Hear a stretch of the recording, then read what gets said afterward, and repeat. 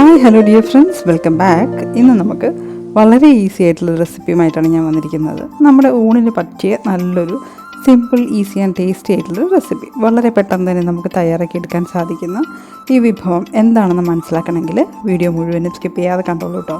പിന്നെ നമുക്കൊരു non veg കഴിക്കണമെന്നൊക്കെ തോന്നുന്ന സമയത്തിൽ പെട്ടെന്ന് തന്നെ നമ്മുടെ വീട്ടിലുള്ള സാധനങ്ങൾ വെച്ചിട്ട് നമുക്ക് പെട്ടെന്ന് റെഡിയാക്കി എടുക്കാൻ പറ്റുന്ന, നോൺ വെജിനോളം തന്നെ ടേസ്റ്റി ആയിട്ടുള്ള, എന്നാൽ വളരെ ഈസി ആയിട്ട് നമുക്ക് തയ്യാറാക്കി എടുക്കാൻ പറ്റുന്ന ഒരു ടേസ്റ്റി ഡിഷിൻ്റെ റെസിപ്പി ആയിട്ടാണ് ഞാൻ വന്നിരിക്കുന്നത്.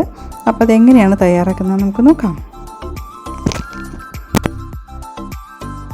അപ്പോൾ ഇത് തയ്യാറാക്കാനായിട്ട് ഞാനിപ്പോൾ ഇവിടെ ഒരു 3 കത്തിരിക്ക എടുത്ത് വെച്ചിട്ടുണ്ട്.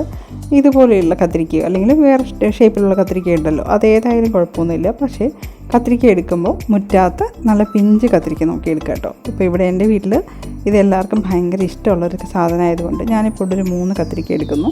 നമ്മുടെ വീട്ടിലെ അംഗസംഖ്യയ്ക്ക് അനുസരിച്ചിട്ട് എത്രയാണോ വേണ്ടത് നമുക്ക് അതുപോലെ എടുക്കാം കേട്ടോ. അപ്പോൾ ആദ്യം തന്നെ കത്തിരിക്കയുടെ ടോപ്പും അതിൻ്റെ ഈ ബോട്ടവും നമ്മളൊന്ന് കട്ട് ചെയ്ത് മാറ്റണം കേട്ടോ. അപ്പോൾ ഇത് രണ്ടും നമുക്ക് ആവശ്യമില്ല, ഇത് രണ്ടും നമ്മളെടുത്ത് മാറ്റുക. അതിനുശേഷം ഒരു സാമാന്യം വലിപ്പമുള്ള കഷ്ണമായിട്ട് തന്നെ നമുക്ക് ഈ കത്തിരിക്കേനെ അരിഞ്ഞെടുക്കാം. ഇതിപ്പോൾ നോക്കി, ഞാനിപ്പോൾ ഈ ഒരു വലിപ്പത്തിലാണ് എടുത്തിരിക്കുന്നത്. ഇത്രയും വലിപ്പത്തിൽ തന്നെ കട്ട് ചെയ്തെടുക്കുന്നതാണ് നല്ലത്. അപ്പോൾ ഇതേ രീതിയിൽ നമുക്ക് നമ്മുടെ കയ്യിലുള്ള കത്തിരിക്ക മുഴുവൻ കട്ട് ചെയ്ത് വെള്ളത്തിലേക്ക് ഇട്ട് കൊടുക്കാം. അല്ലെങ്കിൽ ഇത് കറുത്തു പോവും.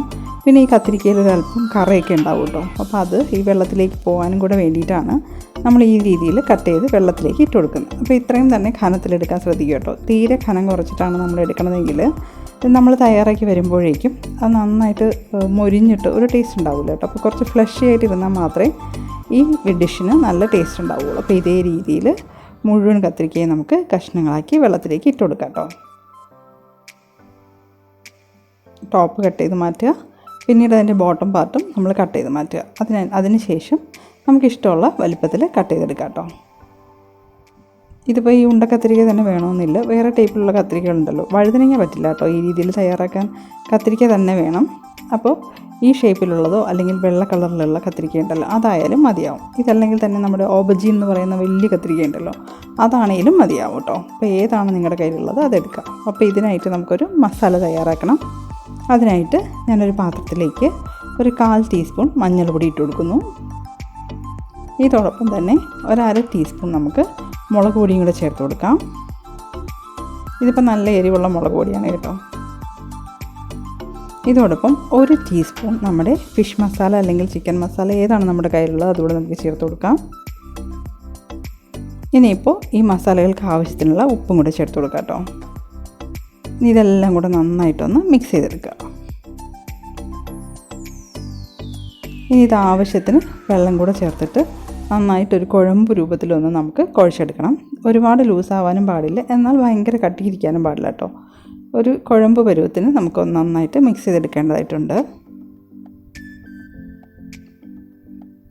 ഈ രീതിയിൽ അല്പാൽപമായിട്ട് വെള്ളം കുഴിച്ചു കൊടുത്ത് നന്നായിട്ടൊന്ന് മിക്സ് ചെയ്തെടുക്കണം കേട്ടോ. ഉപ്പൊക്കെ നന്നായിട്ട് അലിഞ്ഞ് വരുന്നത് വരെ നന്നായിട്ടൊന്ന് മിക്സ് ചെയ്ത് കൊടുക്കുക. ഇത് കണ്ടില്ലേ, ഈ ഒരു കൺസിസ്റ്റൻസിയിലാണ് നമുക്ക് നമ്മുടെ മസാല പേസ്റ്റ് തയ്യാറാക്കേണ്ടത്. ഇനിയിപ്പോൾ നമുക്ക് വെള്ളത്തിലിരിക്കുന്ന നമ്മുടെ കത്തിരിക്കേനെ നന്നായിട്ടൊന്ന് കഴുകി പിഴിഞ്ഞെടുക്കണം കേട്ടോ. ഇല്ലെങ്കിൽ കത്തിരിക്കേൻ്റെ ഉള്ളിലൊക്കെ നിറയെ വെള്ളം ഉണ്ടാവും. അത് ലൈറ്റായിട്ടൊന്നിങ്ങനെ കൈക്കുള്ളിൽ വെച്ചിട്ട് പ്രസ് ചെയ്ത് കൊടുക്കുമ്പോഴേക്കും അതിനുള്ളിലെ വെള്ളം മുഴുവൻ പൊക്കോളും. അപ്പോൾ ഈ രീതിയിൽ വെള്ളത്തിൽ നിന്ന് മുഴുവൻ കത്തിരിക്കയും നമുക്ക് പിഴിഞ്ഞ് ഉള്ളിലുള്ള വെള്ളം മുഴുവൻ മാറ്റിയിട്ട് എടുക്കാം കേട്ടോ. അപ്പോൾ ഈ കത്തിരിക്കയിലുള്ള കറ മുഴുവൻ വെള്ളത്തിലേക്ക് ഇറങ്ങിയിട്ടുണ്ടാവും. ഞാൻ കത്തിരിക്ക മുഴുവൻ മാറ്റിയതിന് ശേഷം വെള്ളം കാണിച്ചു തരാം കേട്ടോ. അപ്പോൾ അതിൻ്റെ കളറ് കാണുമ്പോൾ നിങ്ങൾക്ക് മനസ്സിലാവും.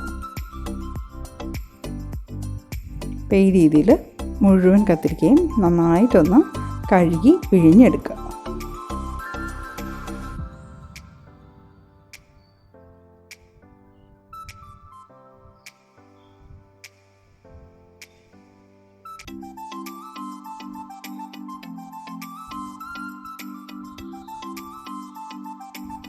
ഇപ്പോൾ എല്ലാ കഷ്ണങ്ങളും നമ്മൾ നന്നായിട്ട് ക്ലീൻ ചെയ്തെടുത്തിട്ടുണ്ട്. ഇത് ഇപ്പോൾ കാണുന്നില്ലേ, വെള്ളത്തിൻ്റെ കളറൊന്ന് നോക്കി. ഈ കത്തിരിക്കയിലുള്ള കറ മുഴുവൻ ഈ വെള്ളത്തിലേക്ക് ഇറങ്ങിയിട്ടുണ്ട്. ഇനിയിപ്പോൾ നമുക്ക് ഈ കത്തിരിക്ക കഷ്ണങ്ങളിലേക്ക് നമ്മൾ നേരത്തെ തന്നെ തയ്യാറാക്കി വെച്ചിരിക്കുന്ന മസാലക്കൂട്ടോടെ നമുക്കൊന്ന് സ്പ്രെഡ് ചെയ്ത് കൊടുക്കാം. സ്പൂൺ ഉപയോഗിച്ചിട്ടാണ് ഞാനിവിടെ ചെയ്യുന്നത്. നിങ്ങൾ കൈ ഉപയോഗിച്ചിട്ട് ചെയ്താലും മതിയാവും കേട്ടോ. അപ്പോൾ ഈ രീതിയിൽ ഓരോ കഷ്ണങ്ങളായിട്ട് എടുത്ത് 2 സൈഡിലും ഇതുപോലെ മസാല തേച്ച് പിടിപ്പിച്ച് കൊടുക്കുക. നല്ലൊരു ഫിഷ് ഫ്രൈ കഴിക്കുന്നതിൻ്റെ അത്രയും തന്നെ ടേസ്റ്റ് ഉണ്ടാവും ഇതിന്.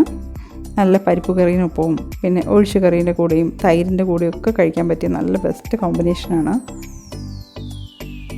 നമുക്ക് ചില വയ്യായികളുള്ള ദിവസങ്ങളിലൊക്കെ എന്ത് ചെയ്യണം എന്ന് ആലോചിച്ചിട്ടിരിക്കുകയാണെങ്കിൽ ഫ്രിഡ്ജിനുള്ളിൽ ഒരു 3 കത്തിരിക്ക ഉണ്ടെങ്കിൽ ഇതുപോലെ പെട്ടെന്ന് തന്നെ നമുക്കൊരു ഫ്രൈ തയ്യാറാക്കി എടുക്കാൻ സാധിക്കും. നല്ല ടേസ്റ്റുമാണ്. ശരിക്കും ഒരു ഫിഷ് ഫ്രൈ കഴിച്ചതിൻ്റെയൊക്കെ അത്രയും തന്നെ ടേസ്റ്റോടു കൂടി നമുക്കിത് വിളമ്പാനും സാധിക്കും കേട്ടോ. അപ്പോൾ ഈ രീതിയിൽ 2 സൈഡിലും മസാല നന്നായിട്ട് തേച്ച് പിടിപ്പിച്ച് കൊടുക്കുക. ഇതിപ്പോൾ നിങ്ങൾക്ക് കൈവച്ച് വേണമെങ്കിൽ ചെയ്യാം കേട്ടോ. അപ്പം ഞാൻ ഈ രീതിയിലാണ് ചെയ്യാറ്. അപ്പോൾ നന്നായിട്ട് മസാലകളൊക്കെ ഇതിലേക്കൊന്ന് പിടിച്ചിരിക്കും, അതിന് വേണ്ടിയിട്ടാണ്.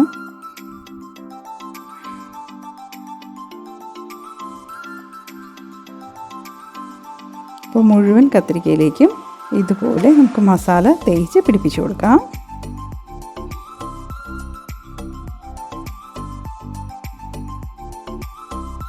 ഈ രീതിയിൽ 2 സൈഡിലും നന്നായിട്ട് തേച്ച് കൊടുക്കുക.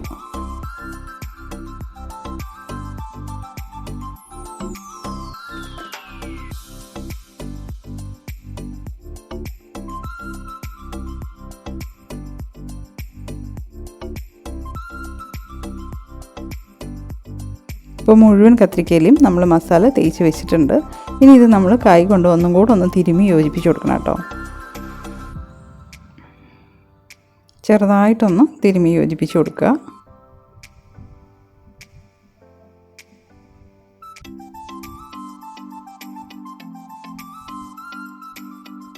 ഇനി ഇതൊരു 5 മിനിറ്റ് ഒന്ന് റെസ്റ്റ് എടുക്കട്ടെ. ഇപ്പോൾ ഏതാണ്ട് ഒരു 5 മിനിറ്റോളം ഞാനിത് മസാല പുരട്ടി മാറ്റി വെച്ചിട്ടുണ്ടായിരുന്നു. ഇനിയിപ്പോൾ ഇത് നമുക്ക് വളരെ കുറച്ച് എണ്ണയിൽ നല്ല ടേസ്റ്റി ആയിട്ട് ഫ്രൈ ചെയ്തെടുക്കാം കേട്ടോ. ഇപ്പോൾ ഞാനിവിടെ ഒരു പാൻ അടുപ്പത്ത് വെച്ചിട്ടുണ്ട്. അതിലേക്ക് നോക്കി ഇത് ഏതാണ്ട് ഇപ്പോൾ 1 ടേബിൾ സ്പൂൺ എണ്ണ മാത്രമേ ഒഴിച്ചിട്ടുള്ളൂ. എണ്ണ ഏത് വേണമെങ്കിലും ഉപയോഗിക്കാം. ഞാനിപ്പോൾ ഉപയോഗിക്കുന്നത് വെളിച്ചെണ്ണയാണ്. നമ്മുടെ പാനിൻ്റെ അടിഭാഗം ഒന്ന് ഗ്രീസ് ചെയ്യാൻ വേണ്ടി മാത്രം ഉള്ള എണ്ണ ഒഴിച്ചു കൊടുത്താൽ മതിയാവും. ഇപ്പോൾ ഒരല്പം എണ്ണ ഒഴിച്ചു കൊടുത്തിട്ട് പാനൊക്കെ ഒന്ന് നന്നായിട്ട് ചുറ്റിച്ച് കൊടുത്ത് എണ്ണ നന്നായി ചൂടായതിന് ശേഷം ഇതുപോലെ ഓരോ കഷ്ണങ്ങളായിട്ട് നമുക്ക് ഈ പാനിലേക്ക് നിരത്തി കൊടുക്കാം. ഇപ്പോൾ നിങ്ങൾക്ക് കാണുമ്പോൾ തന്നെ മനസ്സിലാവുമല്ലോ, വളരെ കുറച്ച് എണ്ണ മാത്രമേ നമ്മൾ ഇതിൽ ഉപയോഗിക്കുന്നുള്ളൂ. ഈ രീതിയിൽ എല്ലാ കഷ്ണങ്ങളും നമുക്ക് പാനിലേക്ക് ഇങ്ങനെ നിരത്തി കൊടുക്കാം കേട്ടോ. തീ വന്നിട്ട് ലോ ടു മീഡിയം ഫ്ലെയിമിൽ വെച്ചാൽ മതി. ഹൈ ഹീറ്റിൽ വെക്കണ്ട, എന്നാൽ പെട്ടെന്ന് കരിഞ്ഞു പോവും.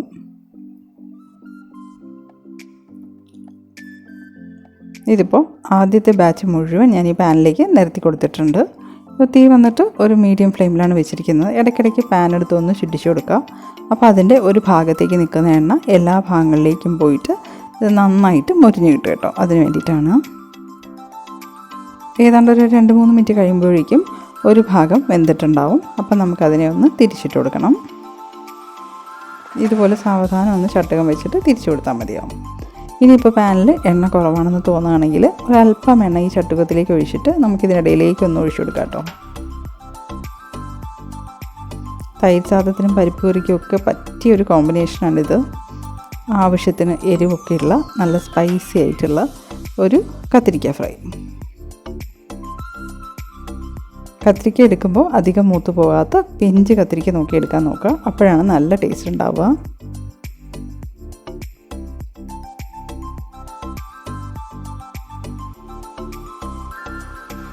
ഇനിയിപ്പം മറ്റേ ഭാഗം കൂടെ ഒന്ന് വെന്ത് വരുന്നവരെ നമുക്ക് വെയിറ്റ് ചെയ്യാം കേട്ടോ. ഇപ്പോൾ ഓയിലിൽ എണ്ണ ഒട്ടില്ല, അപ്പോൾ എണ്ണ കുറവാണ്. അപ്പോൾ നമുക്കൊരല്പം എണ്ണ കൂടെ ഒഴിച്ചു കൊടുക്കാം.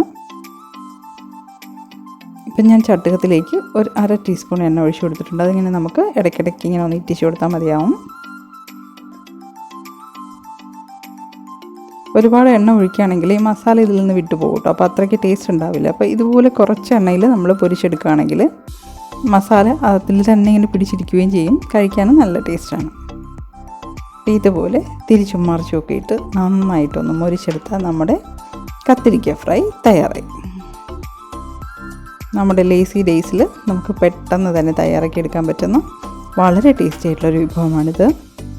ഊണിന് പറ്റിയൊരു സൈഡ് ഡിഷ് കൂടെയാണ്.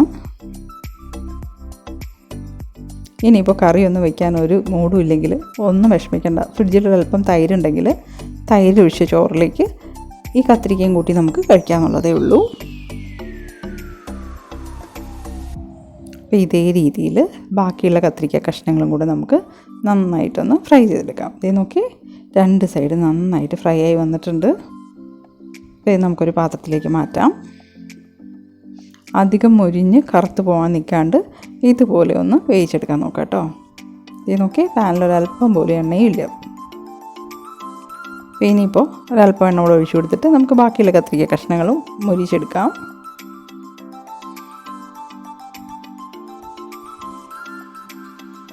നമ്മൾ നേരത്തെ ചെയ്ത പോലെ തന്നെ ഒരല്പം എണ്ണ ഒഴിച്ചു കൊടുക്കുക.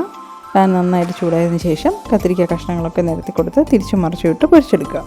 അപ്പം നമ്മുടെ കത്തിരിക്ക fry തയ്യാറാവും.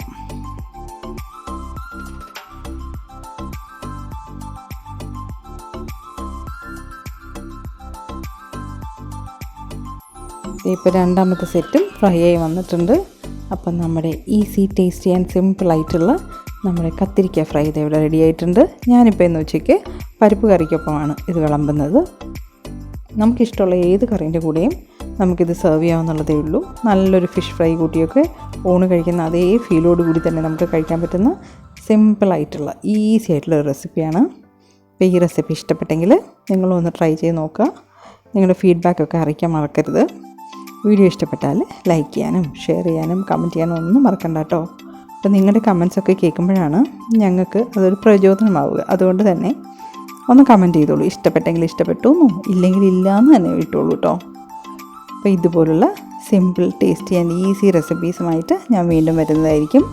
അതുവരെയിലും thank you for watching and keep on watching LK's നാടൻ അടുക്കള.